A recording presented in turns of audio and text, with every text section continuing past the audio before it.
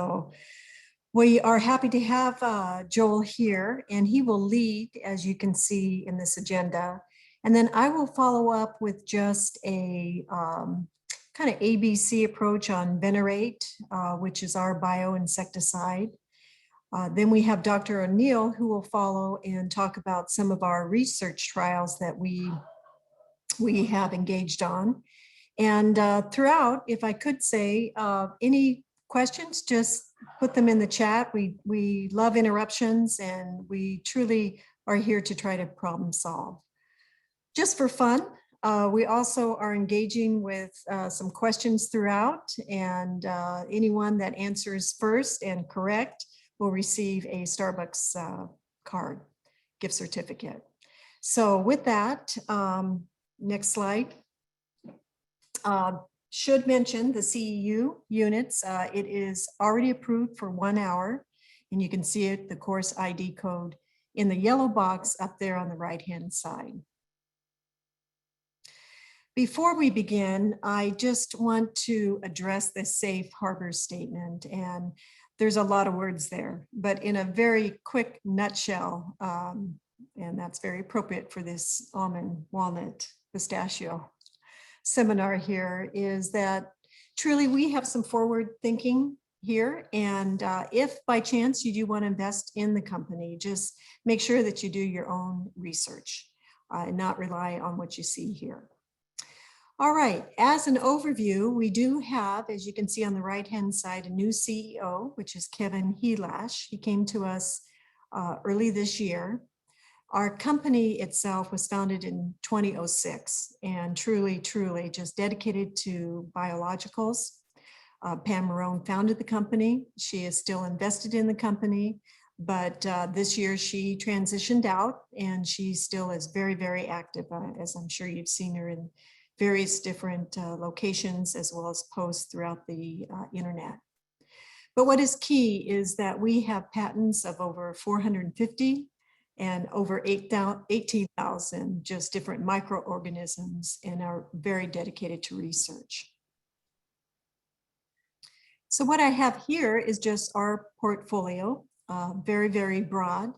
But what I'd like to focus on today is just Venerate.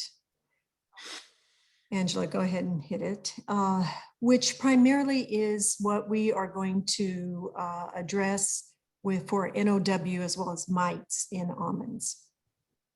So Venerate and our other products are well stewarded by, as you can see on the screen, our teams. And we are throughout the nation. I just would like to say I'm very proud of my team, very dedicated. If we can help in any means and problem solve, that's what we're here for. So you can see there are a total of 5 reps between California and Arizona. And if you have any questions, please take down their numbers and be happy to help. Coupled with that is our technical support. And as you can see throughout the United States, there are 4 PhDs. And we have Dr. Melissa O'Neill today, and she covers basically California and the Southwest. And now I'd like to turn it over to Joel. Joel, thank you again for coming. And with that, why don't you take it away? Okay, let me go into share. Whoops. Okay, let's see. Can my talk, do I have control of my talk? You do not have control. Angela will flip the slides for you. Okay, so if we can have the first slide. Okay, I'm talking here about navel orangeworm. Ironically, when they did that the program for navel orangeworm was 5 years from 2007 to 2012. The area-wide, it was ending on a really high note, damage was going down. And then there's this warm-up that's happened since 2012 that changed everything, and I'll go into that a little bit. Next slide, please. Okay, if you need to get a hold of me, here's my email address and my phone number. Always happy to take questions. Next slide, please. So one of the things that happened beginning in 2012 is we've had this warm up, and it's been here ever since. Winters are warmer, spring is warmer. We're basically getting an additional, I don't know, 400 to 600 degree days every year. And that's had an impact in that there is an extra generation of navel orangeworm in a lot of places where they didn't have that before. And that's also coinciding with this drastic expansion in tree nut acreage. So we're dealing with larger standing populations. Next slide, please. So here's an example. Here are degree days going from 2010 to 2020. On the far left, you can see that we're dealing with, here are the different counties of the CIMIS station that I'm using. And this is January 1st to about the middle of June. So if we take a look at 2010, 2011, overall, you can see there were about 760 to 800 degree days accumulated during this period. If you take a look at last year, 2020, there were 1,200 degree days accumulated. So again, you can see here's that warm up. I'm not claiming that there were never warm years before 2012, but they were scattered. What we have now is this consistent warm up here. So next slide, please. We'll talk about the impact on almonds. Next slide, please. Okay, so I'd like to talk a bit about hull split timing and how whatever insecticide you're choosing to use, how that intersects with navel orangeworm population dynamics. Next slide, please. So what we have here is the x-axis is Julian date, which is days from January 1st. And I put some key dates in those yellow bars on top, we have the milestones. The red spaghetti pattern is my trap data for the blow up year of 2017. And one of the things that's interesting about 2017 is I had this early peak in late March going into mid-April, which I've never had before. I talk a lot about mummy sprays, and it's the whole idea that if you're not able to sanitize to your satisfaction, and you're left with mummies in the tree, and you choose to do something, when is the time to put an insecticide application out? What I'll tell you, and I'll present evidence for, is that key flight that seems to be very consistent is always a navel orangeworm peak from basically April 21st through about May 15th. And what I would advocate is I want your mummy sprays to begin and go on by May 1st. Next slide, please, or click, please. Now this orange is 2018. And once again, you can see in this green zone, which is I'm telling you or claiming is your mummy spray window, you can see again that we have a consistent peak in there. You can see that we have peaks lining up with 2017, really going into July, and then things start to diverge. Click again, please. The blue would be 2019. And you can see the population is lower in 2019. But regardless, between those two green lines, you can see again that we have a very dependable population peak. And again, you can see there are other peaks that tend to line up. And by the time we start going into August, things start diverging. Click again, please, in black. This is what 2020 looked like. So once again, you can see that no matter what the year, we're having a predictable flight between about April 21st and May 15th. And that's really our window if we're going to do something to target the mummies. I don't want you coming in at the end of May because you're going to miss most of that oviposition. And what the idea is that you're coating the mummies with the insecticide of your choice, with the idea that eggs being laid on the insecticide, it can absorb into the egg and kill the egg. You might be spraying eggs that were laid down, or again, if that egg hatches and that neonate larva starts crawling, you're going to get contact toxicity, or if it starts sampling the hull or chewing, it's going to get ingestion toxicity. And again, It's an ideal window for many products because we don't care about protecting mummies, right? We don't care about damage. I want it to be like the old Roach Motel commercial. They check in, but they don't check out. Click again, please. So again, ideally, if you're putting your insecticide on, you want it to last 30 days. Or again, if you're willing to do multiple sprays, that's fine too. Next slide, please. And the reason why I'm saying that is each of these red bars represents 30 days. And again, the x-axis is the Julian date.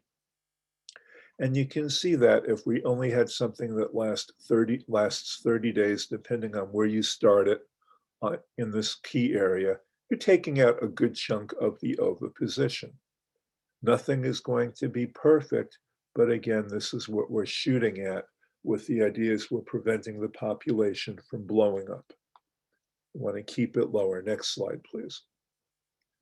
So again, if we're taking a look, and here's our bowls of spaghetti thrown at the wall. So again, red would have been 2017, orange 18, blue 19, black 2020. You can see that black area is our mummy spray window. And these blue arrows represent opportunities to do your hull split spray. I'm a big advocate of multiple hull split sprays in the nonpareil because you have that hull continuing to pull away or split open, and it's exposing vulnerable tissue. So don't come in on July 4th with one spray and come back 24 days later, which people have done in the past. There's too much vulnerable tissue. Next click, please.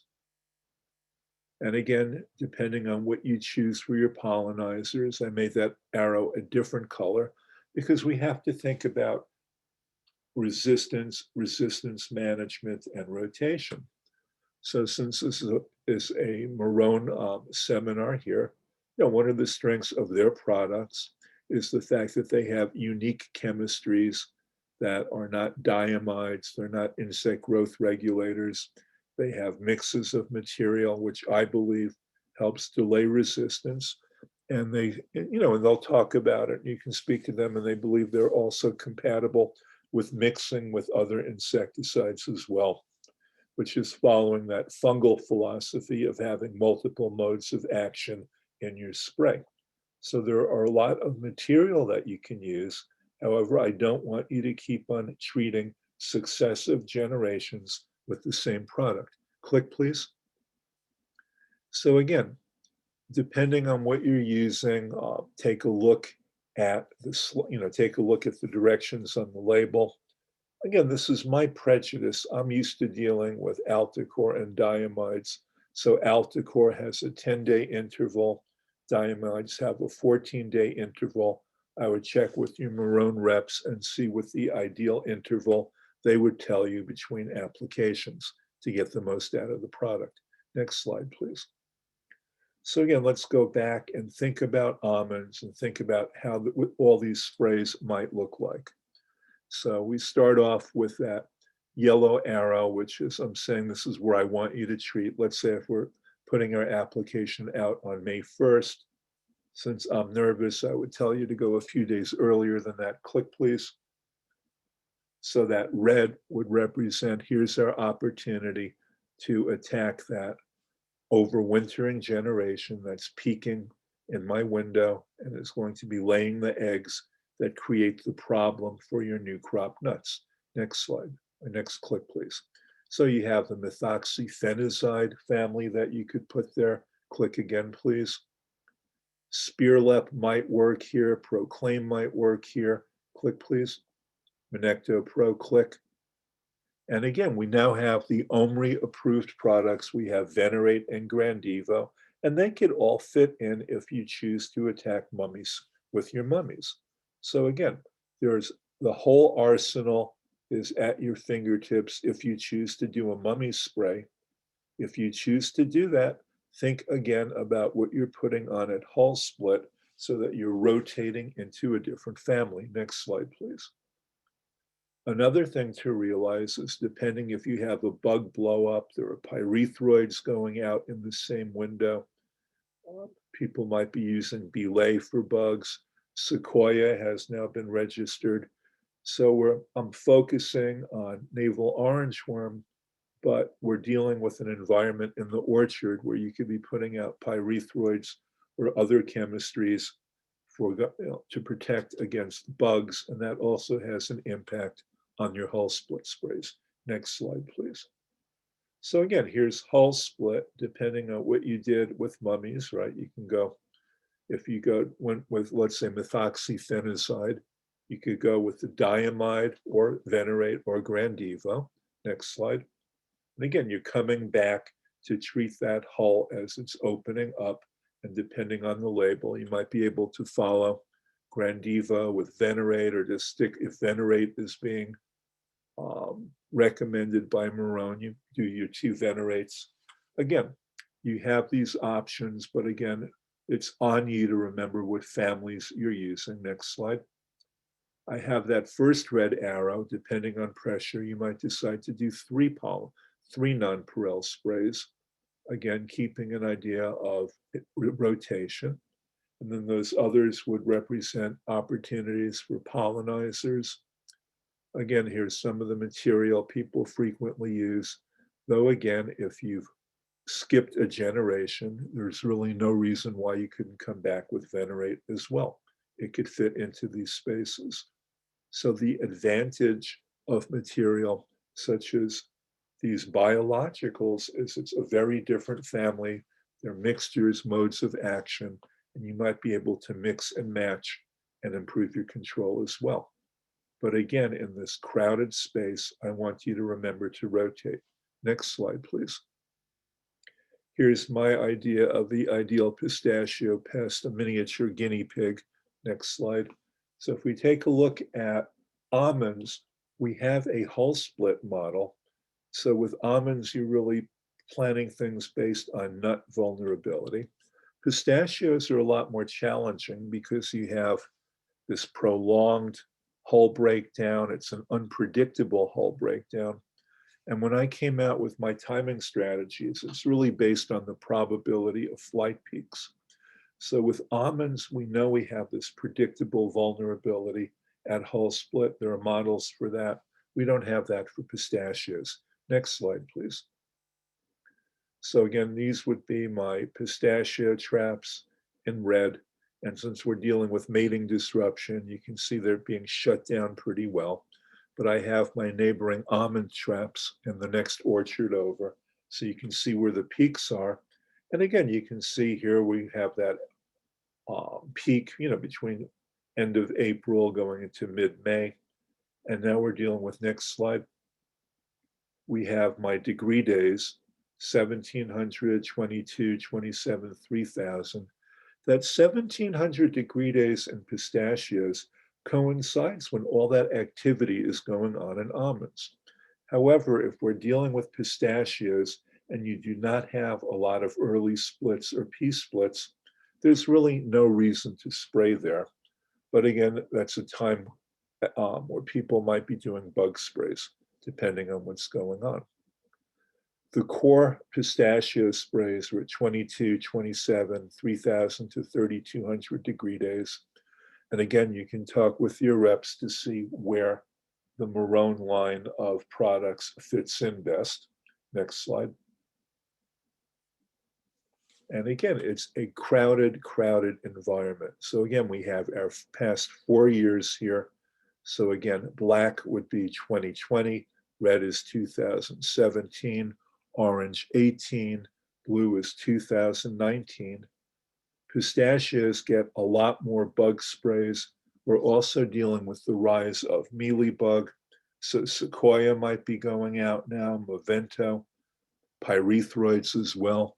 So again, that April, May going into June timing, there's a possibility for a lot of pyrethroids, which is why it would be a nice idea to be able to rotate to a different family of products as you go into my other degree day timings, especially the core ones of 22, 27, 3000 degree days plus.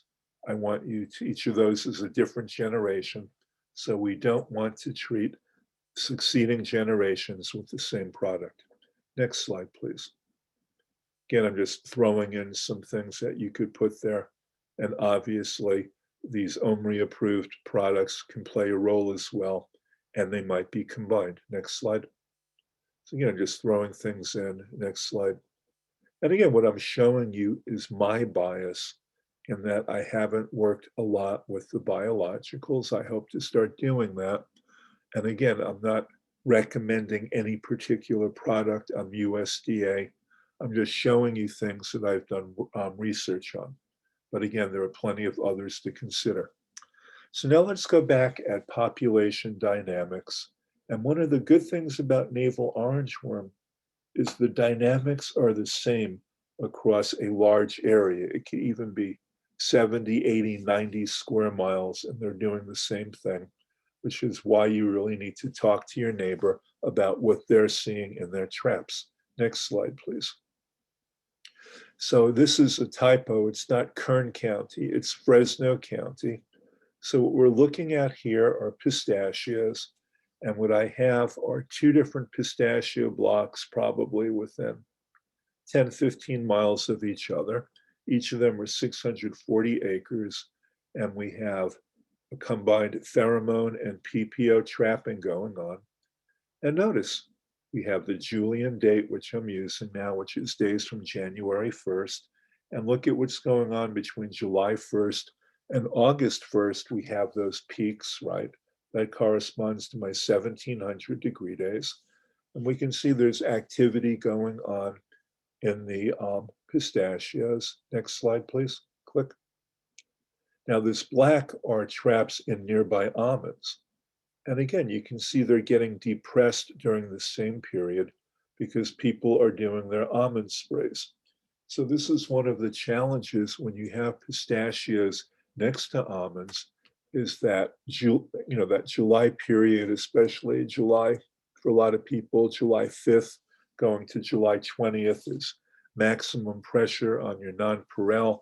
You might do a good job with orchard sanitation. You're putting your sprays out, but you can get all sorts of movement from neighboring pistachios where there's no spraying going on. Next slide, please. And you can notice that in almonds, we have got that depression in the traps.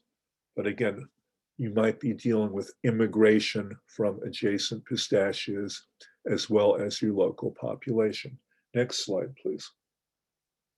Now, what we have here are Peterson female traps, and these are in the pistachios.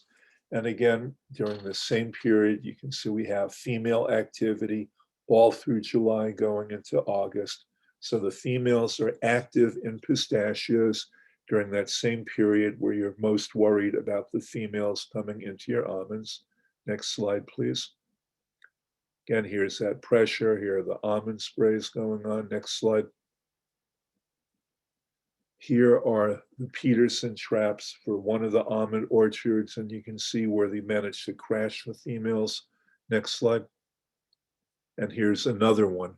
So these two black and gray lines are Peterson traps in nearby almond orchards, and they are being depressed by the spray activity, but you can see things are free and clear in the pistachios all through July into August.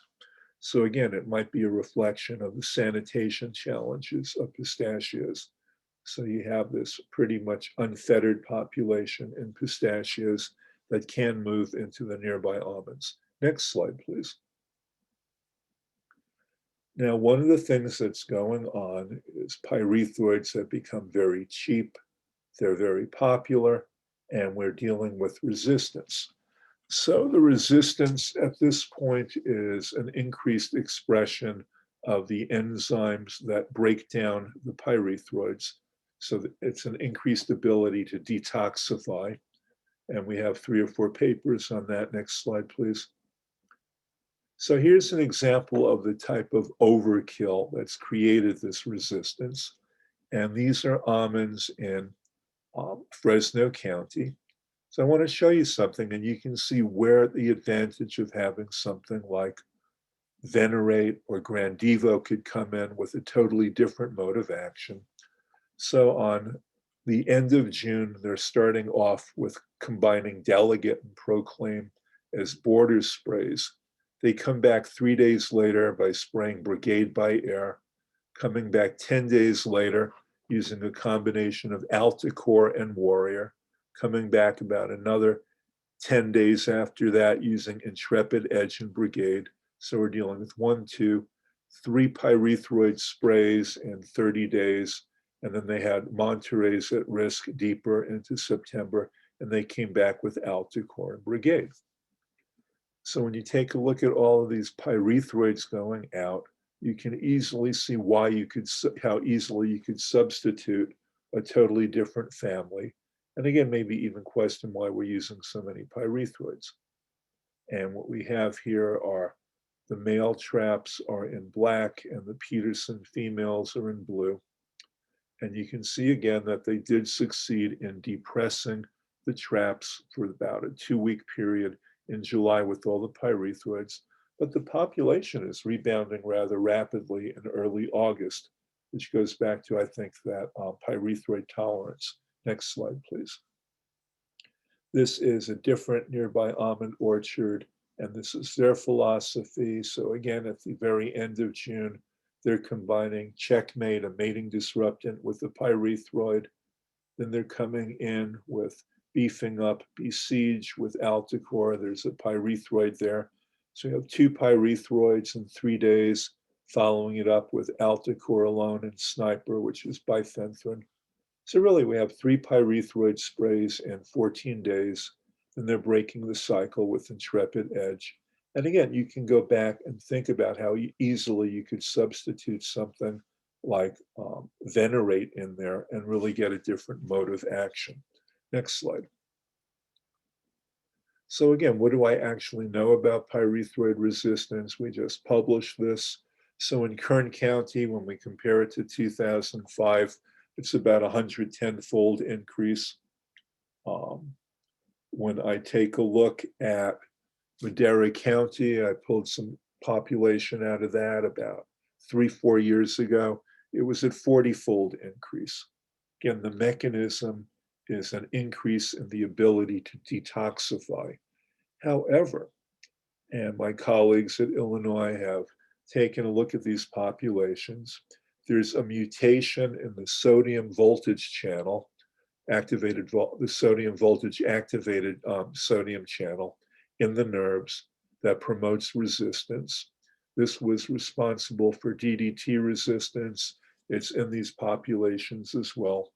And more worrisome, these resistant populations are also having a thicker cuticle and a thicker eggshell or chorion.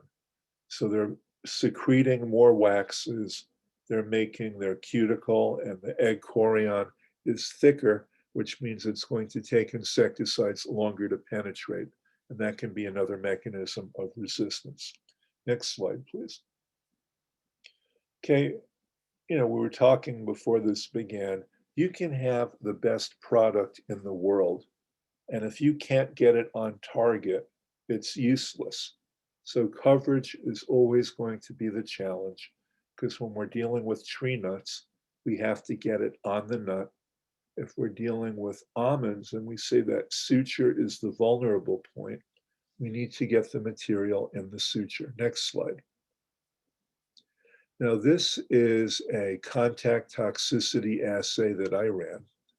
And what this is I put filter paper on hooks and I hang it at 14 to 16 feet in the canopy, which is the break point where coverage really starts to get really bad.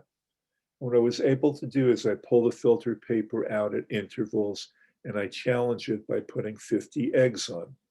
You notice there's a column, it says dynamic B with an asterisk. What I wanted to do initially is they were using Troubadour. I was hoping they would use it at a low rate of Troubadour, and I had Venerate. So that one was a combination of Troubadour and Venerate, but they wound up using the max rate of Troubadour. So I can't really tell you what the impact of the Venerate was because we never planned on it being maxed out that way. So the first column where it goes dynamic A is strict troubadour at the max rate. Dynamic B is troubadour and venerate combined. Third column is, instead of using dynamic as the adjuvant, I'm going with the organosilicone. All of this is 100 gallons per acre. And take a look at the contact toxicity.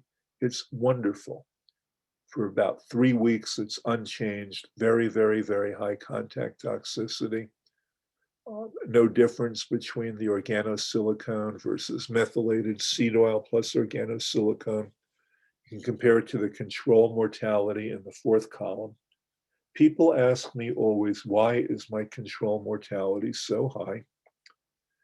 In nature, navel orangeworm do not lay 50 eggs next to each other. And what happens is when they hatch, that first larva that hatches, it's like a little bulldozer. As it's crawling to the diet, it chews away and it actually eats surrounding eggs.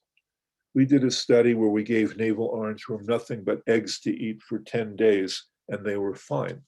So we're getting a lot of, you would call it accidental cannibalism or friendly fire. But you can see that if we compare that with any of these other materials, we've more than doubled that mortality.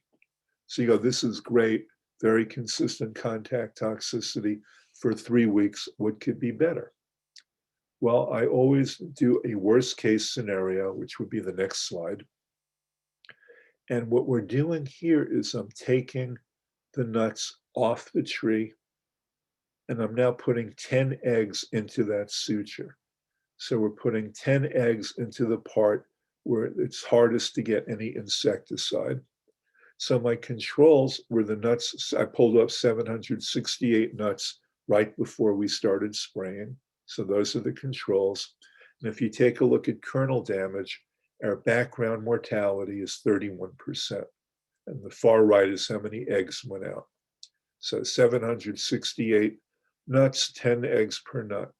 If we take a look at day 3, so I pulled 192 nuts off the tree. It was as high as I can reach. So this is 6 to 10 feet. You can see we're getting really, really good mortality. And this is with the troubadour, which is the equivalent of intrepid or methoxyphenicide. But look at the kernel damage now. It's 8%. So these neonates are wandering around. They're doing some feeding damage, some pinhole, then they're dying. And now here's 10 days after. So even though I couldn't show you anything at 10 days on contact, there's something going on and a little bit of a breakdown in the suture because now the kernel damage has doubled, but it's still half of what the control damage is. So what's interesting to me is when I started doing this many, many years ago, everyone told me that insecticides reduce damage by 50%, and I refused to believe it. Yet in most of my trials, if you ask me what the damage reduction is, it's about 50%. Next slide, please. Okay, I'd like to talk more about adjuvant and droplet size. And what I would really recommend is you talk to your Marone representatives to find out the adjuvants that they prefer for their material for venerate. Because I'm going to tell you, to my horror, adjuvants make a difference. Next slide, please. It's not a question of just water volume. As you're changing the water volume, you're also changing the spectrum of droplet size, and that has a big impact. And if anything I say from this point on sounds intelligent, you can thank Ken Giles from UC Davis. Next slide. So what this represents is there's a formula. So as you have the radius of a droplet, of whatever volume you want, you can get 8 times as many droplets that add up to the same water volume. So we have this one giant droplet. I cut the diameter by a quarter, and I would get 64 of these smaller droplets.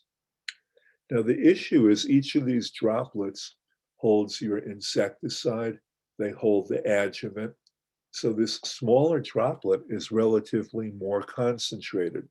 And as that droplet hits the surface, which is where your yellow arrows are, you have milliseconds at that interface that's going to decide whether that droplet spreads out or bounces off, which is where your adjuvant comes in. And if the adjuvant in that big droplet has to travel a further distance, you're not getting the same impact as it being able to travel a much shorter distance in the smaller droplet. So these smaller droplets are more efficient in terms of letting the adjuvant work, and they're more concentrated with the insecticide. Next slide, please. So one of the things I was looking at this summer is, could I use organosilicones in pistachios and switch from 100 gallons per acre to 50 gallons per acre as measured by contact toxicity? And my first attempt was a total failure. Next slide, please. And what we can see here is I'm looking at the filter paper 4 days after the application went on. So the top there is, I'm using dynamic as a methylated seed oil organosilicone. I'm using Ventry as a citrus-based compound, and Cohere is primarily a sunscreen. These are all going on at 100 gallons per acre. And again, this is what happens in the field. Something happened to my dynamic application where it basically failed. You know, the mortality is not better than the control. But you can see the Ventry, Cohere, you know, getting, let's say, 80% contact kill, and this is with Intrepid. And if we go down and we look at 50 gallons per acre, you can see that none of these are working with the organosilicones at 50 gallons per acre. Again, just a little bit of contact toxicity. It's significant, but nothing to get excited about 4 days later. And if you look at the top, I'm using these adjuvants at rates that people typically use them at. Right? Everyone's afraid of making things too slippery. So everyone thinks a really high concentration is 4 ounces per 100 gallons for an organosilicone. However, if you read the label, the companies want you to use about 3 times that level of organosilicone. So they want it to be 0.1%. Next slide, please. So what happens if I actually read the label and put the organosilicones in there at concentrations nobody uses? Next slide, please. So now we're at 0.1%, and lo and behold, look at 50 gallons per acre. So at that 4 to 5 foot ground level, 93% kill, 95% kill. It's the same kill that I'm getting with Cohere at 100 gallons per acre, even though I'm using 50 gallons per acre. When I'm going up into that critical area at 14 to 16 feet, you can see Cohere is giving me 93% kill. So again, it didn't change at 100 gallons per acre, but with the silhouette, I'm at that same percent kill. Connecticut slipped up a little bit. Again, that's at normal bounce. Look what happens 11 days after application. Things are breaking down a little bit, but I'm still getting pretty damn good kill with the organosilicones. Going out to day 14, again, pretty consistent. So the big difference is, God forbid, I actually read the label and I'm putting them out at 0.1%. So can we actually cut the application volume to 50 on a regular spray rig? I still need to repeat this for another year, but I'm actually kind of encouraged. Next slide, please. And with that, I'll say thank you. And I think my 35 minutes are up. And if we take a look and we say, how do I look at this year? I'm nervous, but hopeful. And with that, I think my time is over with. So I do have time for questions. Excellent. Any questions for Dr. Siegel?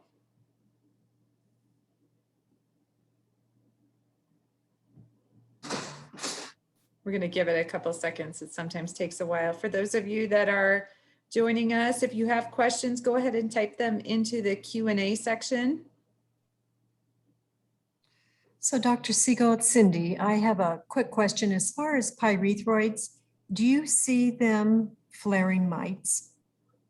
It depends on which pyrethroid you use.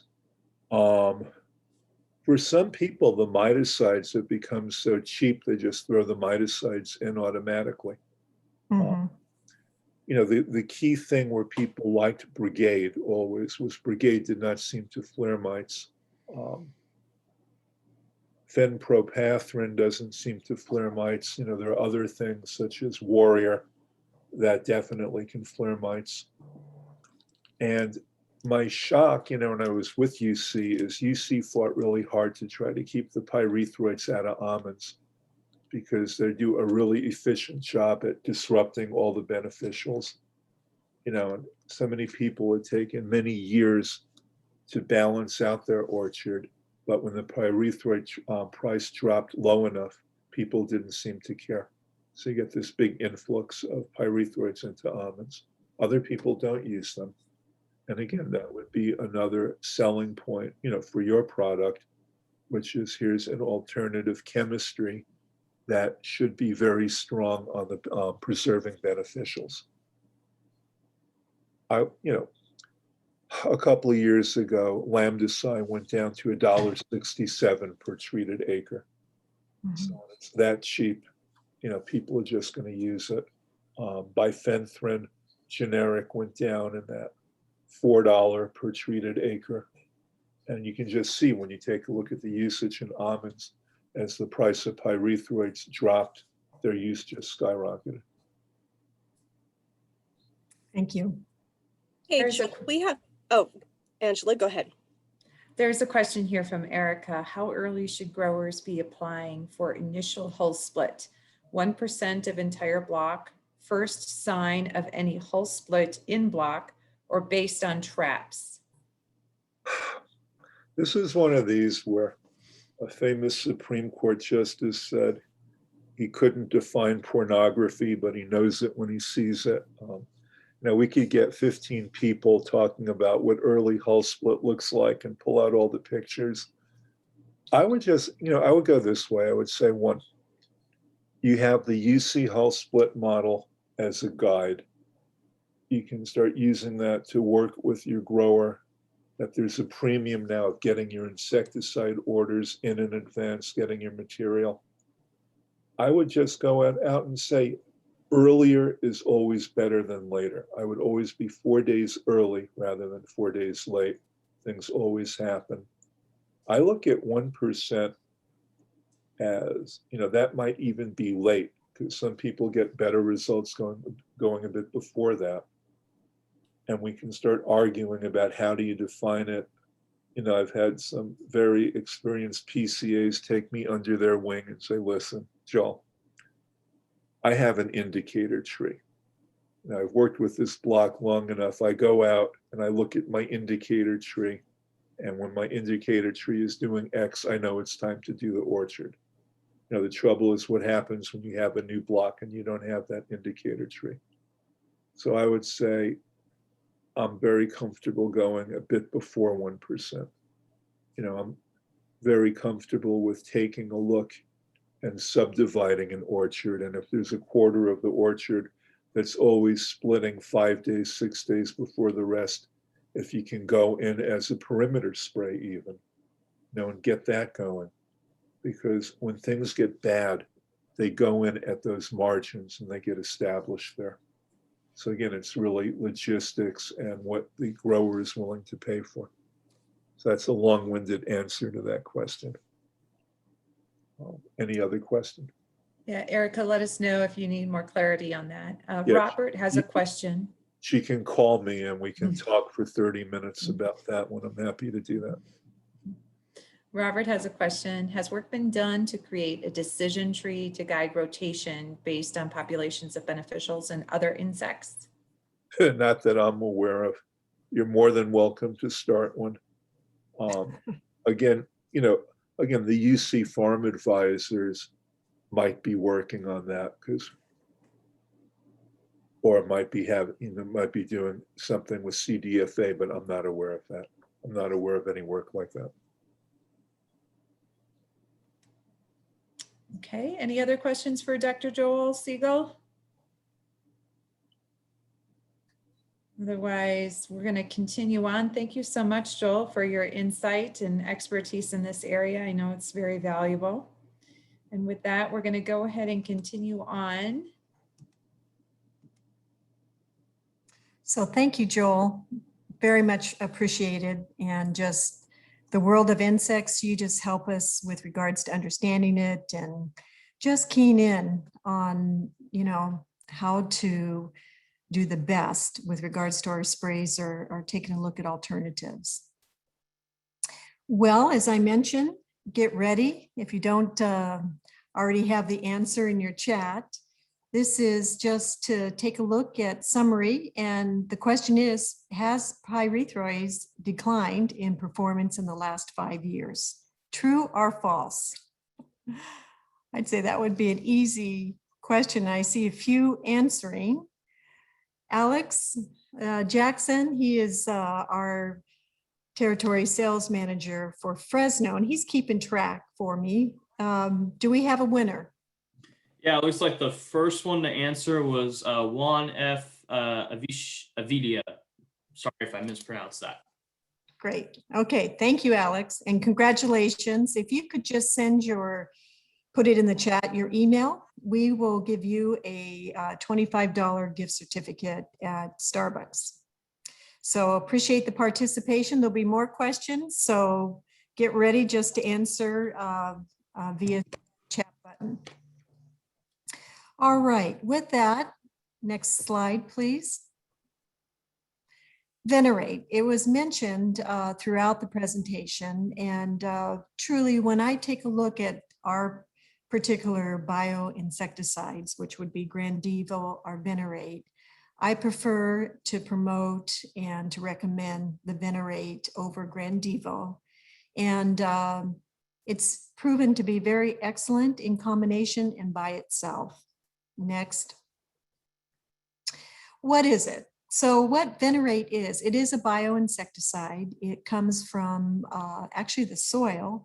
It's a Burkholderia rhinogensis, and it actually is heat killed, so it's not viable, or in other words, it's a dead product. Can be used in combination, which makes it very much to its advantage. So now that we know what it is, just how can we use it and where? So it has a very broad label, sucking and chewing insects and mites. And I'd like to emphasize that yes, it is great on NOW, but it doesn't flare mites. And I think it has a definite advantage over using pyrethroids. And I think it's fair to say we just need to give the pyrethroids a rest. Otherwise, they will just become like water out there. Even though they're cheap, they're just not killing as effective. We have a range of rate. It's 1 to 4 quarts. You're going to see that really the sweet spot is 1 to 2 quarts, making it a very economical treatment in nuts.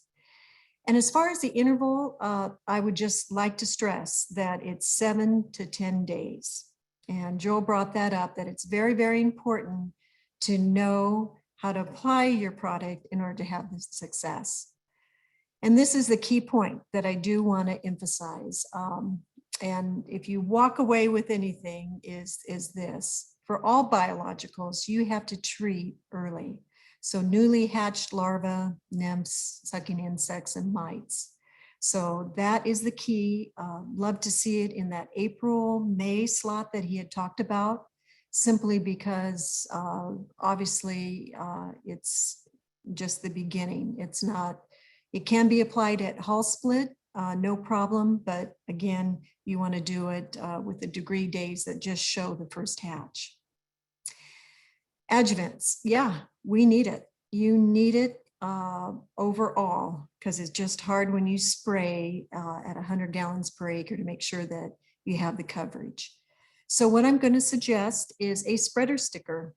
And what I mean by that is that just the choices of the different adjuvants that just do the spreading. It doesn't need to penetrate, does not need to acidify. So a spreader sticker, even oil as an example, is excellent, and truly one of the best success that we have is with an oil type spreader. All right, so we talked about just what we need to make sure we have the success. What symptoms would you see to know that the Venerate is working very well? With that, Angela, click one more time. Take a look at the bottom left-hand side, and at within this picture you see on the right side, it's untreated, and you just have a robust, flat, very fat larvae right there. To the left, it's treated with Venerate, and it just has failure to complete the life cycles. You have this melanization, which is that black type coloring there. And then next, Angela, if you will, please. You also have just an exoskeleton feature. Go ahead and click, Angela. And it just degrades it. So basically, you have not only the failure of life cycle, exoskeleton, and then one more click. It also is just a gut buster. So there's kind of 3 modes of action that you can take a look at, and makes it very, very effective. All right, get your chat button up. Name one mode of action, symptom of a Venerate. All right. Jenna looks like she's on top of it. Am I right? Yeah, that was quick. Very quick. All right, is it Jenna? Yes, it is. Excellent. So Jenna, we will email you a gift card to Starbucks. And if you could just provide your email address, that'd be great. All right, where can you use Venerate? One more click. We have this dedicated to the nut growers. Go ahead and click it, Angela. So tree nut growers, you are looking at almonds, walnuts, pistachios, all the nuts that are grown here in California are on the label. I would challenge anyone, if you have other crops, to find crops that aren't on our label. We have very, very broad spectrum use of Venerate. Next, please. The question came about beneficials, and more we're seeing the value. And I just want to stress that really we have minimal to no effect on beneficials. So that's a great combination where you can get your NOW, your various different mites, Pacific, two-spotted, even peach twig borer, but yet just a laundry list here of the beneficials that you won't have any effect on. Common sense tells you, just why don't you go back, Angela, one, is that you can spray and spray first and then release, and that's 100%. Not being able to have any kind of side effects. But if you can't do that, just rest assured that you have minimal effects on these beneficials. All right, in summary, why choose what we have talked about with Venerate? Well, the ultimate goal, to have less damage. And one of the things I'm very proud of is that our research that Melissa is going to come on and talk about is actually farmed out to either independent research or UC, so that it is very unbiased, and we're hard at it. She's going to show you some results from 2018 through 2020, and how we had enhanced control, and how we think we're being very proactive. We offer a insecticide by itself for control, or to be used in combination with chemistry, such as Intrepid or Alticore, and it actually improves. And I'm going to turn that over, but one thing that I didn't mention, and I think this is a real advantage for all of us that try to make it all happen out there with regards to sprays, harvest, and people, is that when you take a look at PHI, we have 0 days to harvest. So you can spray the day that you harvest. MRLs are exempt. And I know all of you look to having exports. And then it's just 4 hours for re-entry or to spray that actually dries. So you have a lot of flexibility when it comes to venerate. And then, as already mentioned, just you don't have flare up with mites, you actually have control.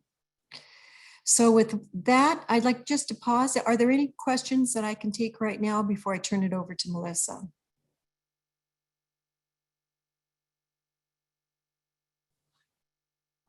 All right, guys, I will turn it over to Melissa.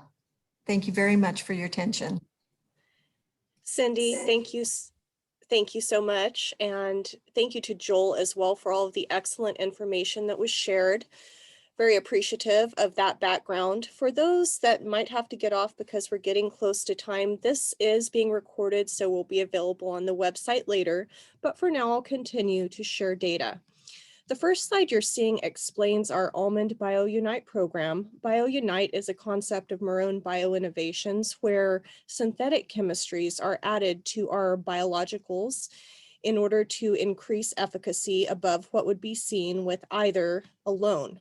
So looking below at the 3 boxes, you can add venerate to methoxyphenazide or chlorantraniliprole for the mace spray at early whole split and at the second whole split day, which is 14 days after the early whole split spray. So there's some basic programs that we'll be discussing in the next few slides. Angela, please move on. So our first set of data we are looking at is a study done in 2020 in Selma on nonpareil variety. A little bit of orientation. We typically have a treatment timing table. Here it's in the upper right-hand side of the slide, and we can see that there were 2 treatment timings, A and B.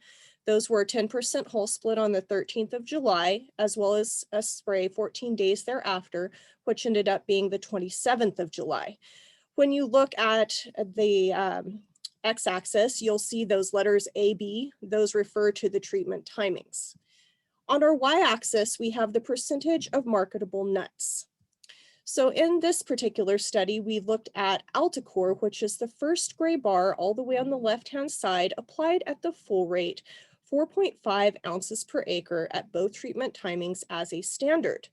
And shifting your eye one to the right, we'll begin looking at what we call BioUnite programs, where we're adding our venerate 1 quart per acre to first a reduced rate of that Alticor, 3 ounces per acre at the A and B timings, and that is boosting the percentage marketable by 2%.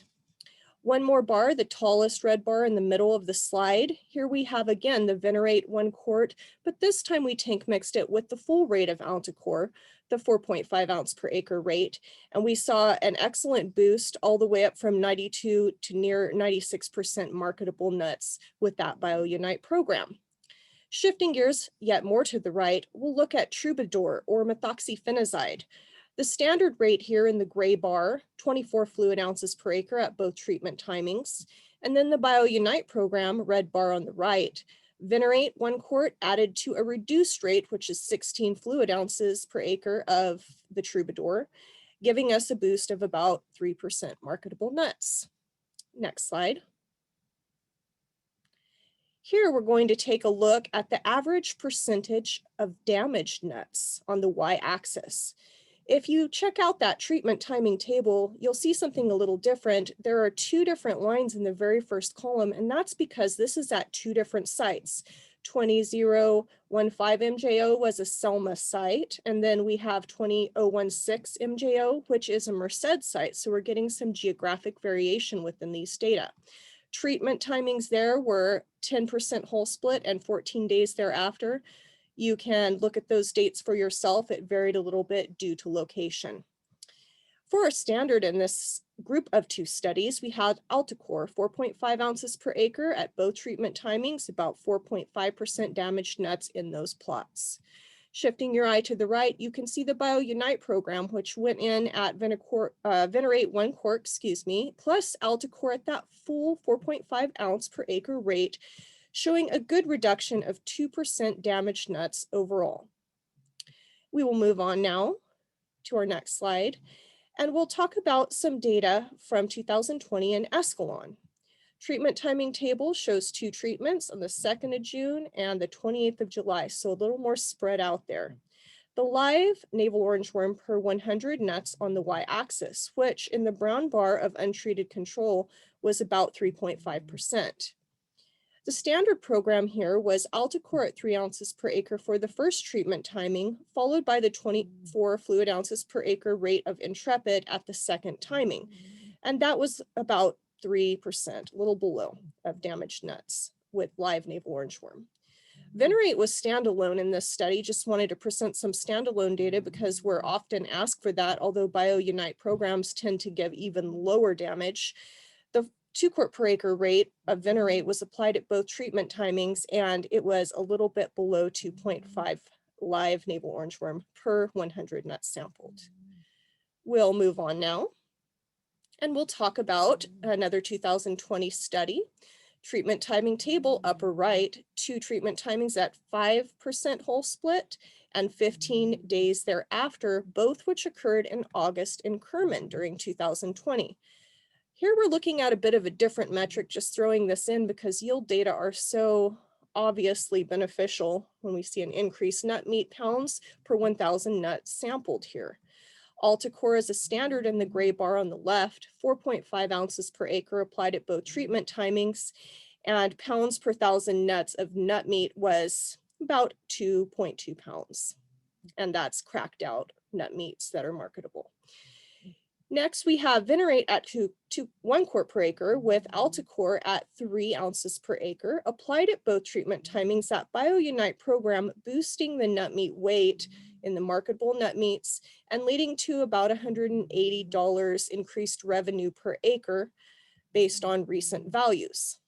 All the way on the right, we have the program again, but at this time, Alticor is at the top of the label rate, and that leads to $213 more revenue per acre, which calculated out to about a 7-to-1 return on investment when you're considering the increase in marketable nut meat weight. Angela, let's shift slides, and we will look at what is the final navel orangeworm slide. Just a big summary that our team did for 9 trials conducted during 2019. The average nut meat weight in grams per a sample of 220 nuts on the y-axis. The grower standard program at high rate is in the gray bar. Now that may be either Alticor or Intrepid, top of the label rate. And when we're comparing that with the red bar, which is the grower standard program at the lower rate, combined with the Venerate at 1 quart per acre, like we've been seeing in prior slides with those BioUnite programs, we saw a 3% yield increase, which calculates out to about 3-to-1 return on investment over 9 trials conducted during the 2019 field year. One more slide, and that's all I have to share. I just don't want to leave out peach twig borer, or PTB. We've been working on quite a bit of research with this pest lately. Some data here from 2020 in Escalon, California, in the Independence variety of almonds. The treatment timing table in the lower left side, this time, 2 treatments on the 6th of March and the 26th of March. The number of strikes per plot due to peach twig borer on the y-axis, where we had about 6 in the brown bar of untreated control. The standard was narrow range oil at the A timing, 2.5 gallons per acre, followed by a treatment of dipel DF at the B timing, 1 pound per acre rate. And that reduced the strikes from about 6.5 to around 3. But when we looked at Venerate at 4 quarts per acre, applied only at the A or delayed dormant timing, we saw something rather unique in that we had a very nice decrease by about 4 strikes per plot. And it was even below this program of the narrow range oil, delayed dormant, followed by a later treatment of dipel. So Venerate stands as an option for peach twig borer as well at the delayed dormant timing. I believe that's my final slide, so I'll go ahead and shift it back to Cindy. Thank you so much for your attention. I'll be entering my email in the chat. Any specific questions, please feel free to reach out. Cindy, it's all yours. Thank you, Melissa. As always, excellent information. And I think that overall, you can see that we have some answers for the problem of NOW as well as mites, and I hope you will consider. So along those lines, before we conclude, let me just ask one question, and the first person to answers in the chat will receive another $25 gift certificate at Starbucks, but the question is, can venerate be used in organic and conventional acres? And it looks like we have some yeses, and that's, Yeah. and Alex, who's the winner? Looks like Robert is the winner of that. Excellent, Yes. great. So Robert, just provide your email and we'll be happy to send it out this afternoon. Well, thank you again, everyone, for coming.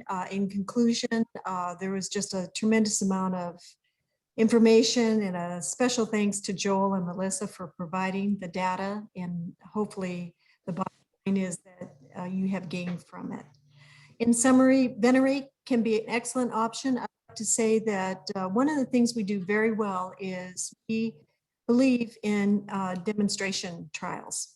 So if you have an interest in venerate and you want that on your own orchard, please contact our salespeople with regards to setting it up and trying it on for size, or if you need that particular more information. All right, venerate has flexibility, as we've seen, and we already talked about it. It has big zeros and pre-harvest intervals from MRLs, and just a truly application ease. Next. And with that, I'd like just to end that the BioUnite strategy is just new frontier combination with biologicals and chemistry, and we offer that tank mix. So along those lines, Angela, why don't we just summarize by saying that as far as the webinar, we will have it on our website, and you can see it here on the screen, the address.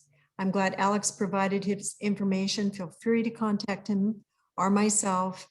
And also just have a great Easter celebration. And we just wish you all the best in the growing season to come. Angela, you want to conclude? Sure, thank you all for attending. So you see the product information here on our website. There is a webinars page on our website. It's under the resources tab. If you just search webinars, you'll be able to find it as well on our website. We'll also be following up later this afternoon with a quiz, a copy of this recording, as well as a PDF of this presentation. So if you have, you want to reference any of the slides again, you can do so there. With that, thank you so much for joining us for this webinar, and we hope to see you on a future webinar soon. Happy Easter, happy spring, and we'll see you soon.